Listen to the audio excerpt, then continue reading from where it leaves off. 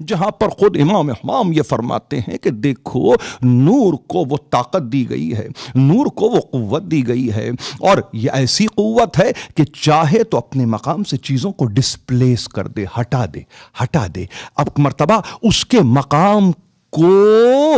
الگ کر دے، اس کو اس کے مقام سے تغیر میں مبتلا کر دے، یعنی شے کو متغیر کر دے۔ یہ ہے نور کی طاقت۔ اس نور کی طاقت کو دنیا نے اپنی سائنسز میں، جس میں فیلسی بھی ہے، جس میں مغالطہ بھی ہے، جس میں گمان بھی ہے، جس میں یقین کی کمی بھی ہے، سب کے باوجود سائنس نے کہا کہ نہیں، ہاں تھیری جو ہے جس سے کہ لیزر ہم نے دریافت کیا ہے، اس نے ہمیں بتایا ہے کہ ایک شے ہے جس کو ٹیومر کہتے ہیں، اپنے مقام سے اس کو متحرک کر دیتا ہے۔ لیزر شے کو ڈسپلیس کر دیتا ہے، ہٹا دیتا ہے، غائب کر دیتا ہے، اس کو مخفی کر دیتا ہے، اس کے اثرات کو کم سے کم کر دیتا ہے۔ یہ آج کا نظریہ انسانوں کا نظریہ ہے، بنایا ہوا ہمارے آپ جیسے انسان ہیں جنہوں نے کام کیا فقط ایک قول پر کہ نور کی طاقت، نور کی قوت، نور کی قدرت اشیاء کو اس کے مقام سے ہٹا دینا ہے۔ بات 21ویں صدی کی ہو رہی ہے، بات 18ویں صدی کی نہیں ہے، 21ویں صدی کی گفتگو کرتے ہوئے، جہاں دنیا نے آج کہا کہ ہم نے لیزر سے پہچانا کہ ہاں اگر ایک قوت کے ساتھ ایک شعاع ایک مرکز پر مسلسل کام کرتی رہے تو اس میں یہ طاقت موجود ہوتی ہے، اور ایک مرتبہ وہ طاقتوں کا مظہر بن جاتی ہے کہ جہاں سے شے غائب ہو جائے، ہٹ جائے، اپنے راستے کو چھوڑ دے، اپنے طریق کو بدل دے، اپنے یوں سمجھیے انداز کو بدل دے اور ایک دوسری راہ اختیار کر لے۔ تو بیماریوں کا علاج کیا نور کے ذریعے، روشنی کے ذریعے، اور کہا کہ ہم نے وہ کیفیت جو بدن انسان میں تھی ہم نے اس کو متغیر کر دیا، اور تغیر اتنا کیا کہ ہم نے اس کو ڈیفر کر دیا، ہم نے ایک معینہ مدت تک کے لیے اس کو دھکیل دیا، ہٹا دیا، پیچھے کر دیا۔ یہ ہمیں آج سائنس نے بتایا ہے، کس کے قول پر، کس کی حکمت پر، کس کے علم پر؟ وہ جو سراسر نور ہے، وہ جو سرتاپا نور ہے، وہ جو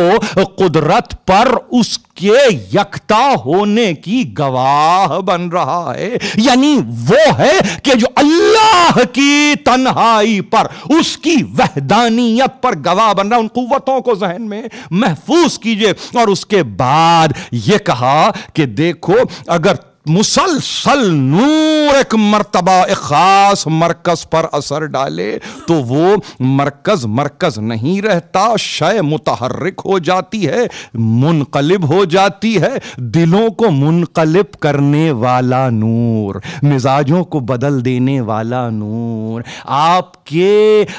کے دل اور دماغ کو تغیر میں لے جانے والا اور اس منزل پر لے جانے والا نور۔ ایک مرتبہ دیکھا دنیا نے کہ یہ باتیں ہم نے اس سے پہلے نہیں سنی، مگر یہ وہ کہہ سکتے تھے کہ جنہوں نے شاید نصارہ نجران کی گفتگو کو نہ سنا ہو۔ عجیب بات کی ہے نصارہ نے صورتوں کو دیکھ کے کہا تھا، ان 5 کی صورتوں کو دیکھ کے کہا تھا اگر چاہیں تو پہاڑ اپنے مقام کو بدل دیں، اگر چاہیں تو پہاڑ اپنے مقام سے حرکت کر جائیں۔ میں دیکھ رہا ہوں، عاقب نے کہا، میں دیکھ رہا ہوں یہ وہ صورتیں ہیں کہ اگر چاہیں اپنی نگاہیں پہاڑ پر مرکوز کر دیں تو یہ پہاڑ اپنی جگہ کو چھوڑ دیں، اگر یہ چاہیں تو انقلاب برپا ہو جائے، یہ چاہیں تو زمین کا طبق پلٹ جائے، یہ چاہیں تو ایک مرتبہ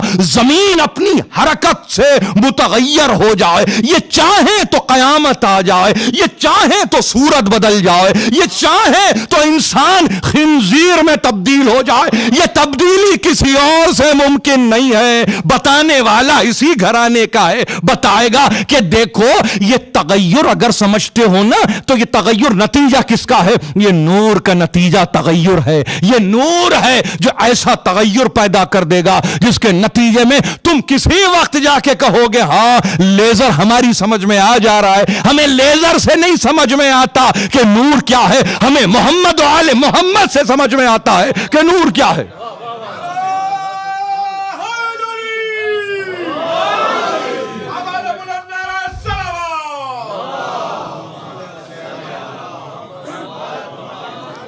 ان حقیقتوں کا محور ہیں یہ جن کے تذکرے کے لیے ہم جمع ہیں، یہ ان حقیقتوں کا محور ہے۔ دنیا کہے کہ مقابلہ ہوا، دنیا کہے کہ مناظرہ ہوا، دنیا کہے کہ مباہلہ ہوا، دنیا کہے کہ مجادلہ ہوا، یہ لفظ ہیں اپنے اپنے مقام پر لفظ ہیں، اپنے اپنے مقام پر لفظ ہیں، ان سے برات نہیں ہے، ان سے فرار نہیں ہے، ان سے دوری نہیں ہے، مگر میں سمجھانا یہ چاہتا ہوں کہ وہ جو نصارہ ہیں، وہ جو عیسیٰ کے ماننے والے ہیں، وہ تو ان میں یہ قوتوں کو دیکھیں، مگر وہ جو ان کے جد کا نام صبح سے شام تک لینے والے وہ یہ محسوس نہ کریں۔ نصارہ دیکھیں، ارے بھائی دیکھا کس کو دیکھا؟ رسالت کے لیے تو ایک ہی ہے نا، آخری نبی ہے، مگر یہ چار اور کون ہیں؟ یہ چار اور کون ہیں جن کو لے کے آ رہے ہیں؟ یہ کون ہے کہ جن کو پیش کیا جا رہا ہے؟ یہ کون ہے؟ تو اب کیا کیا انہوں نے؟ اس تعلق سے 5-7 یوں سمجھیے کہ لائنز میں پورے واقعے کو سم اپ کر کے ایک مرتبہ کنارے لگا دیا اور کہا کہ نہیں اس کی کیا ضرورت ہے، وہاں تو کوئی مباہلہ ہوا ہی نہیں، وہاں تو کچھ ہوا ہی نہیں، باہر ہی نہیں آئے تو مباہلہ کو تو وہاں تو بس یہ ہوا کہ آپس میں ایک مشاورت ہوئی۔ طبیعت چونکہ مشاورت پہ بہت مائل رہتی ہے، مشاورت پہ اپنی بھی، تو انہوں نے کہا کہ ہاں ایک مشاورت کی ہے عاقب نے اپنے اور احباب کے ساتھ، اور وہ جو لامبی داڑیاں رکھتے تھے ان سے ایسی مشاورت ہوئی جس کے نتیجے میں انہوں نے کہا کہ نہیں بھائی جزیہ دے دیں گے، تاوان دے دیں گے، کچھ لے دے کے بعد ختم کرو، یعنی اب اس سطح پہ اس کو لے آئے اور کہا کہ نہیں وہاں تو کوئی ایسی بات نہیں ہے۔ اب اگر پوچھیں تو پوچھنے والے یہی معلوم ہوتا ہے کہ جب اعلان یہ ہو گیا کہ علم کے آ جانے کے بعد کوئی حجت باقی نہیں رہتی، اور جہاں حجت باقی نہیں رہتی تو وہاں پہ اب سمجھانا سکھلانا یہ باتیں نہیں ہوتی، اب تو آ جاؤ باہر آ